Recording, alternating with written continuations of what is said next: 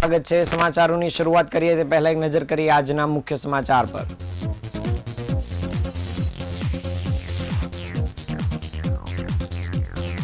Solid waste મેનેજમેન્ટમાં સુરત શહેર સમગ્ર દેશમાં પ્રથમ રાષ્ટ્રપતિના હસ્તે એવોર્ડ એનાયત કરાયો। પાટીદાર શિક્ષિકાને ન્યાય અપાવવા માટે શહેરમાં વિશાળ કેન્ડલ માર્ચનું આયોજન। રાંદેર વિસ્તારમાં એક જ મકાનમાં 6 શાળા ચાલતી હોવાની બાબત સામે આવી, બાળકો લોબીમાં અભ્યાસ કરવા મજબૂર। સુરતમાં ખાડીપુરની સ્થિતિ બાદ ડિમોલિશન યથાવત, નડતરરૂપ સ્ટ્રક્ચરોને હટાવવાની કામગીરી યથાવત। લિંબાયતના એક કોચિંગ ક્લાસના શિક્ષક દ્વારા 15 વર્ષીય વિદ્યાર્થીની છેડતી કરતા પોલીસે કરી ધરપકડ। નર્મદ યુનિવર્સિટીએ ગ્રાઉન્ડ નવરાત્રી માટે આપવાનો ઠરાવ કર્યો રદ।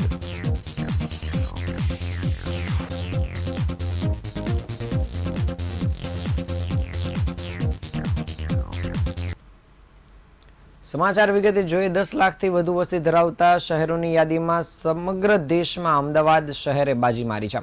સમગ્ર શહેરોમાં અમદાવાદ શહેરે સમગ્ર દેશમાં સ્વચ્છ શહેર તરીકે આ કેટેગરીમાં પ્રથમ ક્રમ મેળવ્યો છે, જ્યારે સુપર સ્વચ્છ લીગમાં ઇન્દોર બાદ સુરત બીજા ક્રમે આવ્યું છે। જ્યારે best solid waste management city તરીકે સુરત શહેરે શ્રેષ્ઠ શહેરનો એવોર્ડ મેળવ્યો છે। સુરત શહેરના મેયર દક્ષેશ માવાણી, પાલિકા કમિશનર શાલિનીબેન અગ્રવાલ દ્વારા એવોર્ડ સ્વીકારવામાં આવ્યો હતો અને સુરતમાં સફાઈ કર્મચારીઓને મીઠાઈ ખવડાવી ઉજવણી પણ કરવામાં આવી હતી। કેન્દ્ર સરકાર દ્વારા સ્વચ્છતા સર્વેક્ષણ 2024 એવોર્ડની આજે 17 જુલાઈના રોજ જાહેરાત કરવામાં આવી છે અને સુરત શહેરને સોલિડ વેસ્ટ મેનેજમેન્ટમાં શ્રેષ્ઠ શહેરનો એવોર્ડ એનાયત કર્યો છે, જે શહેરની કચરા વ્યવસ્થાપન પ્રત્યેની પ્રતિબદ્ધતા દર્શાવે છે। સુરત મ્યુનિસિપલ કોર્પોરેશન દ્વારા કરવામાં આવેલી કામગીરીના કારણે શહેરના રાષ્ટ્રીય સ્તરનો પુરસ્કાર મળ્યો છે। આ એવોર્ડ સુરતના નાગરિકો અને સત્તાવાળાઓના સંયુક્ત પ્રયાસોનું પરિણામ છે, જે શહેરને સ્વચ્છ અને રહેવા યોગ્ય બનાવવા માટે સતત કાર્યરત છે। સુરત શહેરના ભાજપ પ્રમુખ પરેશભાઈ પટેલે જણાવ્યું હતું કે નંબર 1 સુરત માટે શહેરીજનો અને અમારા કર્મચારીઓ અને પદાધિકારીઓનો અમે આભાર માનીએ છીએ અને ગયા વર્ષે પણ સ્વચ્છ સુરત જે સુપર લીગ છે, જેમાં 3 શહેરોનો સમાવેશ થાય છે અને સુરત, ઇન્દોર અને નવી મુંબઈ, મને જણાવતા આનંદ થાય છે કે ગયા વર્ષે તો સુરત અને ઇન્દોર બંને નંબર 1 પર ભેગા ભાગ લીધો હતો, જ્યારે આ વખતે પહેલી 3 સિટીને સ્થાને સુરત સુપર સિટી લીગમાં સ્થાન મેળવ્યું છે। જ્યારે ઇન્દોર કરતાં પણ 60 જેટલા પોઈન્ટથી આગળ છીએ, એટલે કે 3 સિટીની અંદર પહેલો નંબર આવ્યો છે। એટલા માટે સુરત શહેરને અભિનંદન પાત્ર છે અને અમે દરેક કર્મચારી અને શહેરીજનો દરેકનો આભાર માનીએ છીએ અને શહેરી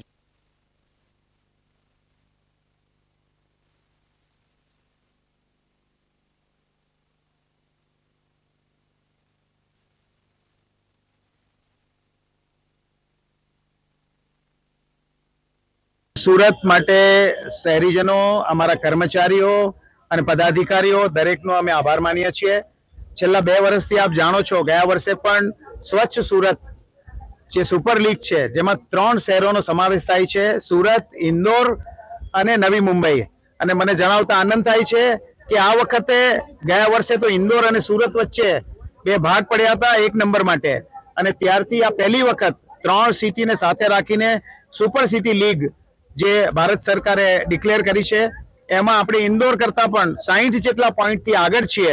એટલે કે 3 સિટીની અંદર પહેલો નંબર આપણો છે, એના માટે સુરત શહેર અભિનંદનને પાત્ર છે। અમે દરેક કર્મચારીઓનો, શહેરીજનોનો દરેકનો આભાર માનીએ છીએ।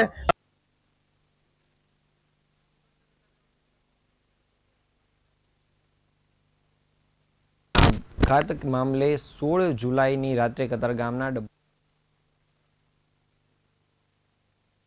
આ કેન્ડલ માર્ચમાં હજારોની સંખ્યામાં લોકો જોડાયા હતા અને નેનુ વાવડિયાને શ્રદ્ધાંજલિ અર્પણ કરી હતી।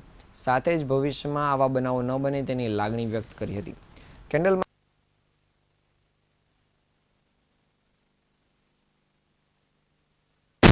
ચાર રસ્તાથી શરૂ થયેલી આ કેન્ડલ માર્ચ પાટીદાર સમાજની વાડી સુધી અંદાજે 2 કિલોમીટર લાંબી યોજાઈ હતી. આ માર્ચમાં 10,000થી વધુ લોકો જોડાયા હોવાનો અંદાજ છે. લોકોએ હાથમાં મીણબત્તી અને મોબાઈલની ફ્લેશ લાઇટ કરી હતી. આ કેન્ડલ માર્ચમાં પાટીદાર અગ્રણીઓ જેવા કે અલ્પેશભાઈ કથિરિયા, ધાર્મિક માલવિયા, વિજય માંગુકિયા સહિત મોટી સંખ્યામાં આગેવાનો ઉપસ્થિત રહ્યા હતા. આ ઉપરાંત રાજકીય નેતાઓ અને આ માર્ચમાં જોડાયા હતા, જેમાં કોંગ્રેસના નેતા પ્રતાપ દુધાત અને આમ આદમી પાર્ટીના વિસાવદરના ધારાસભ્ય ગોપાલ ઇટાલિયા પણ હાજર રહ્યા હતા. આ કેન્ડલ માર્ચનો મુખ્ય ઉદ્દેશ નેનુ વાવડિયાને શ્રદ્ધાંજલિ આપવા ઉપરાંત સમાજમાં જાગૃતિ લાવવાનો અને ભવિષ્યમાં કોઈ પણ સમાજની દીકરી સાથે આવા પ્રકારનું કૃત્ય ન થાય તે સુનિશ્ચિત કરવાનો હતો. આ ઘટનાને લઈને સમગ્ર સુરતમાં શોક અને રોષની લાગણી પ્રવર્તી રહી છે.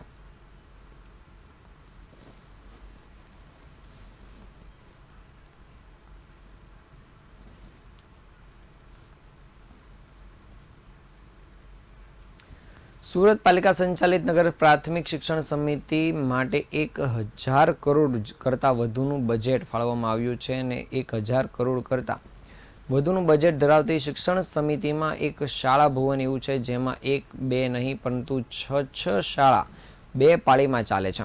ઓરડાની અછત વચ્ચે એક ભવનમાં 6 શાળા ચાલતી હોય અને વિદ્યાર્થીઓએ ચોમાસાની સિઝનમાં પણ લોબીમાં બેસીને અભ્યાસ કરવાની ફરજ પડે છે. સુરત સહિત સમગ્ર રાજ્યમાં શાળા સત્ર શરૂ થયા બાદ મોટા ઉપાડે પ્રવેશોત્સવ કરવામાં આવ્યો હતો, પરંતુ સુરત પાલિકાની શાળામાં 1,400થી વધુ શિક્ષકોની ઘટ છે અને હવે તો શાળા ભવનની પણ અછત હોવાનું બહાર આવ્યું છે.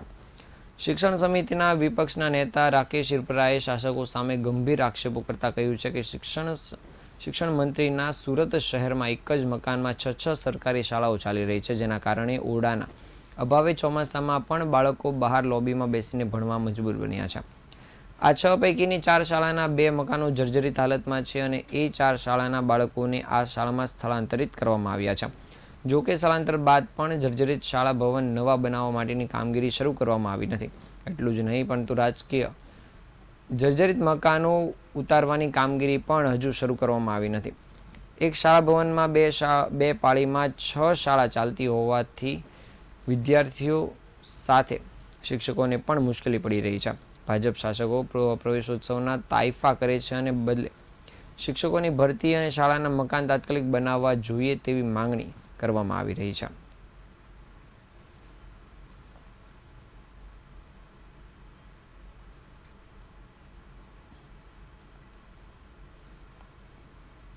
મારું નામ જિજ્ઞાસા પટેલ. હું શાળા ક્રમાંક 168માં એચટેટ પ્રિન્સિપલ તરીકે ફરજ બજાવું છું. આ શાળામાં કુલ 6 શાળાઓ શિફ્ટ કરવામાં આવી છે. શાળા ક્રમાંક 161, શાળા ક્રમાંક 166, શાળા ક્રમાંક 167, શાળા ક્રમાંક 168, શાળા ક્રમાંક 263 અને શાળા ક્રમાંક 338. ભણાવવામાં આમ તો જો તમને કહેવા જાઉં તો આમ થોડી અગવડ તો પડે છે. એક વર્ગમાં 2 ધોરણ બેસાડવા પડે છે, એ બધું છે. પરંતુ પેલી બિલ્ડિંગ જો આપણે સરખામણી કરવા જઈએ તો પેલી બિલ્ડિંગ જોખમી હતી, તો એના હિસાબે તો આ વસ્તુ વધારે યોગ્ય છે. એમ કે થોડી આપણે આ ફેઝ પણ ટેમ્પરરી જ છે અને થોડા સમયમાં નવું બિલ્ડિંગ મળી જ જશે, તો થોડી અગવડો સાથે પણ અમે કામ કરી લઈએ છીએ, વાંધો નથી. સુરત શહેરમાં ખાડીપુર અને તેના કારણે ઉદ્ભવેલા પાણી ભરાવાની સ્થિતિ બાદ સુરત મહાનગરપાલિકા દ્વારા તાત્કાલિક કાર્યવાહી હાથ ધરવામાં આવી છે. ખાડીના વહેણમાં અવરોધરૂપ ઊભા કરતા તમામ પ્રકારના નડતર સ્ટ્રક્ચરોની વ્યવસ્થાને દૂર કરવામાં આવી રહી છે અને મ્યુનિસિપલ તંત્ર દ્વારા ભેદવા ખાડી સહિત અનેક વિસ્તારમાં પાણીના નિકાલમાં અડચણરૂપ બની રહેલા વોટર લાઇનોને ઊંચી કરી દેવામાં આવી છે. સાથે જ નાળાના પ્રવાહમાં અવરોધરૂપ બનેલ અનધિકૃત બાંધકામો અને સ્ટ્રક્ચરોને પણ તોડી પાડવામાં આવી રહ્યા છે. શહેરના અલગ અલગ ઝોનમાં ખાડી વહેણમાં મુક્ત પ્રવાહ જળવાઈ રહે તે માટે તંત્ર સતત કામગીરી કરી રહ્યું છે અને તંત્રનો ઉદ્દેશ એ છે કે વરસાદ દરમિયાન કે પછી કોઈ પણ પ્રકારની પૂર જેવી સ્થિતિ સર્જાય નહીં અને નાગરિકોને મુશ્કેલીનો સામનો ન કરવો પડે. સુરત મહાનગરપાલિકા દ્વારા જણાવવામાં આવ્યું છે કે આવી કામગીરી આગામી દિવસોમાં પણ સતત ચાલુ રાખવામાં આવશે અને ખાડીઓના સ્વચ્છ પ્રવાહ માટે નિયમિત ખરેખર રાખવામાં આવશે.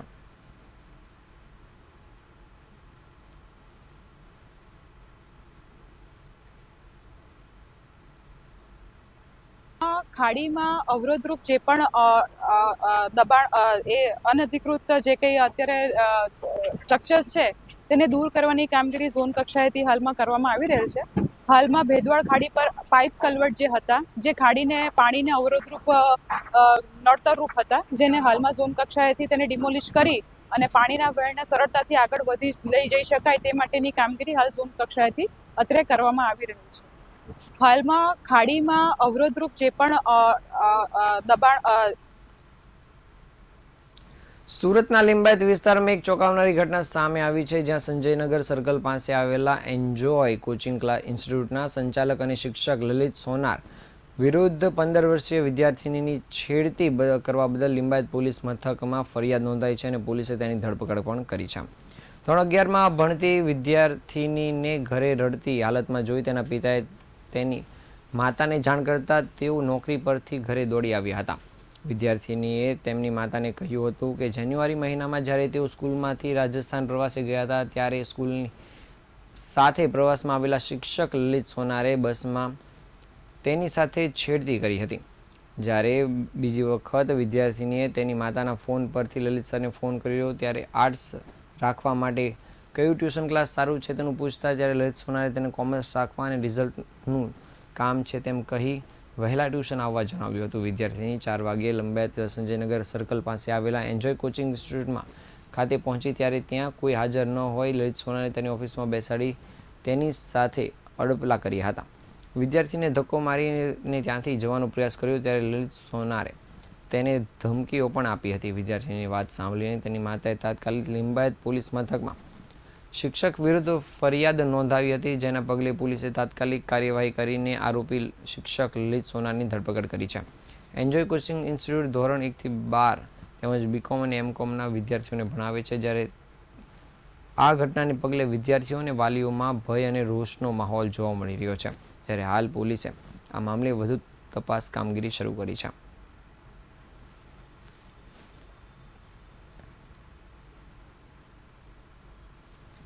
નર્મદ યુનિવર્સિટીમાં ટેન્ડર પ્રક્રિયા કર્યા બાદ જ યશવી ફાઉન્ડેશને નવરાત્રિના આયોજન માટે 60,000 ચોરસ મીટર જમીન ભાડે આપવાનો સત્તાધીશોએ નિર્ણય લીધા બાદ ભારે માછલા ધોવાતા 3 જ દિવસમાં નિર્ણય રદ કરતો ઠરાવ આજે મળેલી એજ્યુકેટિવ કાઉન્સિલની બેઠકમાં લેવાયો હતો. ઉધના મગદલા રોડ પર આવેલ નર્મદ યુનિવર્સિટીની રોડ ટચ ખુલ્લી અંદાજિત 60,000 ચોરસ મીટર જમીન યશવી ફાઉન્ડેશને નવરાત્રિના આયોજન માટે ભાડે આપવાનો નિર્ણય કરવામાં આવ્યો હતો. આ નિર્ણય મેનેજમેન્ટ કમિટીમાં લીધા બાદ કોઈને પણ ખબર ના પડે તે રીતના ગુપચુપ રીતે ફક્ત એક જ યશવી ફાઉન્ડેશનની આવેલી અરજીને માન્ય રાખીને 62 લાખનું ફાળવી દેવાયું હતું. આ અંગે કોઈ ટેન્ડર પ્રક્રિયા કે પછી કોઈ જાહેરાત વગર જ સીધું યશવી ફાઉન્ડેશનની અરજીને ધ્યાનમાં રાખીને એક જ મહિનામાં માન્ય કરી દેવામાં આવ્યું હતું અને આ ફાઉન્ડેશન દ્વારા ગ્રાઉન્ડ પર માટી પુરાણ કરીને કામગીરીનો ધમધમાટ પણ શરૂ કરાયો હતો. દરમિયાન છેલ્લા 3 દિવસથી સત્તાધીશો પર આ નિર્ણયને લઈને ભારે માછલા ધોવાતા એજ્યુકેટિવ કમિટીની બેઠકમાં આ નિર્ણય અંગે ફેરવિચારણા કરીને દરખાસ્ત મૂકવામાં આવી હતી અને સર્વાનુમતે યશવી ફાઉન્ડેશનને ભાડે આપવામાં આવેલી જમીનનો નિર્ણય રદ કરવામાં આવ્યો હતો. સૂત્રોના જણાવ્યા મુજબ હવે ભાડે નહીં આપવા બાબતે પણ બેઠકમાં ચર્ચા થઈ હતી અને હાલ તો નહીં આ જગ્યા ભાડે ન આપવાનો નિર્ણય લેવામાં આવ્યો છે. આ નિર્ણય આગામી મેનેજમેન્ટ કમિટીની બેઠકમાં પણ રજૂ થશે અને ત્યાંથી આખરે મોહર મારવામાં આવશે.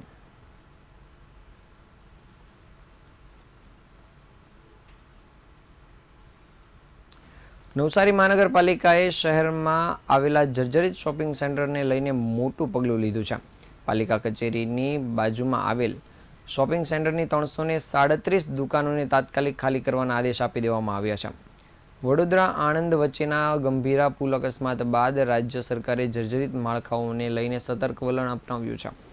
અંતર્ગત નવસારી મહાનગરપાલિકાના એસ્ટેટ વિભાગના કર્મચારીઓએ શોપિંગ સેન્ટરના વેપારીઓને માત્ર 3 કલાકમાં દુકાનો ખાલી કરવાની મૌખિક સૂચના આપી છે. છેલ્લા 40 વર્ષથી આ શોપિંગ સેન્ટરમાં વેપાર કરતા દુકાનદારોએ આ નિર્ણયથી ચિંતામાં મુકાઈ ગયા હતા અને તેમણે મોટી સંખ્યામાં પાલિકા કમિશનર સમક્ષ રજૂઆત કરી હતી. પાલિકા દ્વારા બંધ દુકાનોને સીલ કરવાની કામગીરી શરૂ કરવામાં આવી હતી. આ શોપિંગ સેન્ટર છેલ્લા ઘણા વર્ષોથી જર્જરિત સ્થિતિમાં છે અને માનવ સર્જિત કોઈ ઘટના ન સર્જાય તે માટે પાલિકા તંત્ર દ્વારા આ નિર્ણય લેવામાં આવ્યો હોવાનું પણ સામે આવ્યું છે.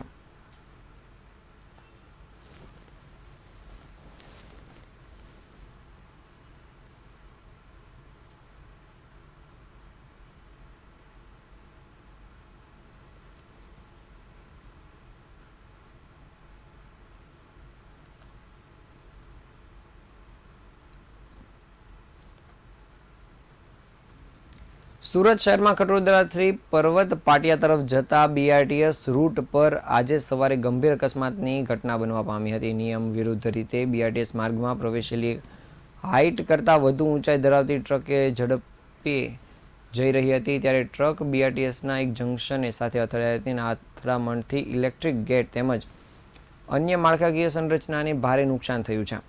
આ ઘટના દરમિયાન સદનસીબે કોઈ જાનહાની થવા પામી નથી, પરંતુ ટ્રક ડ્રાઈવરની ગંભીર બેદરકારી સામે આવી છે. બીઆરટીએસ રૂટમાં ખાનગી વાહનોના પ્રવેશ પર સ્પષ્ટ પ્રતિબંધ હોવા છતાં આવા ભારે વાહને આ રૂટમાં પ્રવેશ કરી ટક્કર મારતા અકસ્માત સર્જાયો હતો. અધિકારીઓના જણાવ્યા મુજબ ટ્રકની ઊંચાઈ બીઆરટીએસ રૂટ માટે નિર્ધારિત મર્યાદા કરતાં વધુ હતી, જેના કારણે ટ્રક જંકશને અથડાઈ હતી અને ઇલેક્ટ્રિક ગેટ સહિતના માળખા તૂટી ગયું હતું. પાલિકાની મિલકતની થયેલ નુકસાનના હિસાબે આંકડા તૈયાર કરવામાં આવી રહ્યા છે અને ઘટના અંગે પોલીસ તથા સુરત મહાનગરપાલિકાના અધિકારીઓને જાણ કરવામાં આવી હતી. હાલ તપાસ કામગીરી શરૂ કરી દેવામાં આવી છે અને ટ્રક માલિક વિરુદ્ધ જરૂરી કાનૂની કાર્યવાહી પણ હાથ ધરવામાં આવશે.